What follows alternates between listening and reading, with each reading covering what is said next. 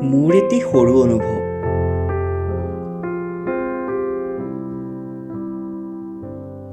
দেখি পোৱানে কেতিয়াবা অনাথ শিশুৰ কান্দোনত?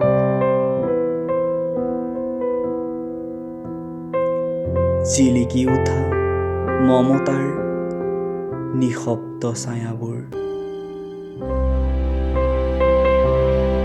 ক'ত মা, ক'ত দেউতা, ক'ত ভৱিষ্যত, ক'ত মৃত্যুৰ কবিতা।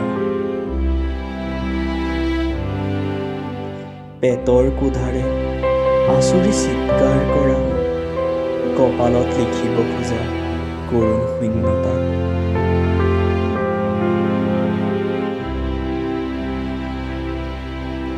মঙহ আছে, হৃদয় নাই, তেজ আছে, বিবেক নাই।